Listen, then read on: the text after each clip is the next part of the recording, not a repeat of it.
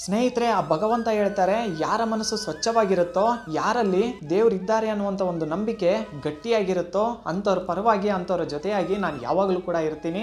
ಅಂಥವ್ರನ್ನ ಸೋಲೋದಕ್ಕೆ ನಾನು ಯಾವತ್ತೂ ಕೂಡ ಬಿಡೋದಿಲ್ಲ. ಅಂಥವ್ರು ಕೈ ಹಾಕುವಂಥ ಒಂದು ಎಲ್ಲ ಒಳ್ಳೆಯ ಕೆಲಸಗಳಿಗೂ ಕೂಡ ನನ್ನ ಬೆಂಬಲ ಯಾವಾಗಲೂ ಕೂಡ ಇರುತ್ತೆ. ಅವರ ಗೆಲುವಿನ ಸಾರಥಿ ನಾನಾಗಿ ನಿಲ್ತೀನಿ ಅಂತ ಭಗವಂತ ಹೇಳ್ತಾರೆ. ಸ್ನೇಹಿತರೆ, ಒಳ್ಳೆಯವ್ರ ಪರವಾಗಿ ಆ ದೇವ್ರು ಯಾವಾಗಲೂ ಕೂಡ ಇರ್ತಾನೆ.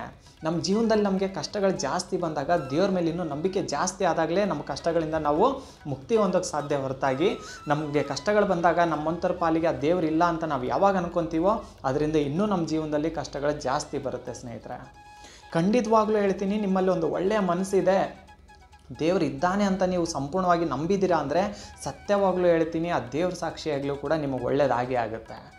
ನಿಮ್ಮ ಜೀವನದಲ್ಲಿರ್ತಕ್ಕಂಥ ಕಷ್ಟಗಳೆಲ್ಲವನ್ನು ದೇವ್ರು ದೂರ ಮಾಡಿ ನಿಮ್ಮ ಕುಟುಂಬದ ಕಣ್ಣೀರನ್ನ ಒರೆಸಿ ನಿಮ್ಮ ಜೊತೆಗೆ ಗೆಲುವಿನ ಸಾರಥಿಯಾಗಿ ಆ ಭಗವಂತ ನಿಂತೇ ನಿಲ್ತಾರೆ.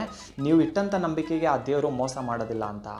ಯಾಕಂದರೆ ಆ ಭಗವಂತ ಹೇಳುವ ಇನ್ನೊಂದು ಮಾತು ಏನಂತ ಅಂದರೆ, ನೀನು ನನ್ನನ್ನು ನಂಬಿದೀಯ ಅಂದರೆ ನೀನು ನನ್ನ ಮೇಲೆ ಇಟ್ಟಂಥ ನಂಬಿಕೆನ ನಾನು ಯಾವತ್ತೂ ಕೂಡ ಕಳ್ಕೊಳ್ಳೋದಿಲ್ಲ. ನಿನ್ನ ಪ್ರತಿ ಕಷ್ಟ ಸುಖದಲ್ಲೂ ಕೂಡ ನಾನು ನಿನ್ನ ಜೊತೆಗೆ ನಿಲ್ತೀನಿ.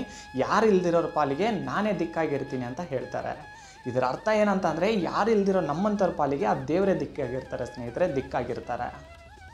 ಖಂಡಿತವಾಗ್ಲೂ ಕೂಡ ಕಷ್ಟಗಳು ಜಾಸ್ತಿ ಬಂತು ಅಂತ ಮಾತ್ರಕ್ಕೆ ಜೀವನನೇ ಸಾಕು ಅಂತ ಅನ್ಕೋಬೇಡಿ. ಕಣ್ಣೀರು ಹಾಕ್ತಾನೆ ಕಾಲವನ್ನು ಕಳಿಬೇಡಿ. ಜೀವನವನ್ನು ಕಣ್ಣೀರಲ್ಲೇ ಕೈ ತೊಳೆಯೋ ಥರ ಮಾಡ್ಕೋಬೇಡಿ. ಸತ್ಯವಾಗ್ಲೂ ಹೇಳ್ತಾ ಇದ್ದೀನಿ, ನಿಮ್ಮ ಕಷ್ಟಗಳೆಲ್ಲವೂ ಕೂಡ ದೂರ ಆಗುತ್ತೆ. ಆ ದೇವ್ರು ನೀವಿಟ್ಟಂಥ ನಂಬಿಕೆಗೆ ಯಾವತ್ತೂ ಕೂಡ ಮೋಸ ಮಾಡೋದಿಲ್ಲ. ನಿಮಗೆ ನಂಬಿಕೆ ಇರಲಿ, ಆ ದೇವ್ರ ಕೈ ಹಿಡ್ದೇ ಹಿಡಿತಾನೆ. ಎಲ್ರಿಗೂ ಕೂಡ ಒಳ್ಳೆಯದಾಗತ್ತೆ. ಒಳ್ಳೆಯದಾಗಲಿ. ನಗ್ನಗ್ತಾ ಇರಿ. ನಗ್ನಗ್ತಾನೆ ಎದುರಿಸೋಣ ಎಲ್ಲ ಸಮಸ್ಯೆಗಳನ್ನು. ಆ ಭಗವಂತ ನಮ್ಮ ಜೊತೆಗಿದ್ದಾನಂತ ಹೆಮ್ಮೆಯಿಂದ ನಂಬಿ ಬದುಕೋಣ. ಖಂಡಿತವಾಗ್ಲೂ ಕೂಡ ಆ ಭಗವಂತ ನಮಗೆ ಒಳ್ಳೇದು ಮಾಡೇ ಮಾಡ್ತಾನೆ. ಎಲ್ರಿಗೂ ಕೂಡ ಒಳ್ಳೆಯದಾಗಲಿ ಅಂತ ಕೇಳ್ಕೊತಿದ್ದೀನಿ. ಒಳ್ಳೆಯದಾಗಲಿ ಸ್ನೇಹಿತರೆ. ನಗ್ನಗ್ತಾ ಇರಿ.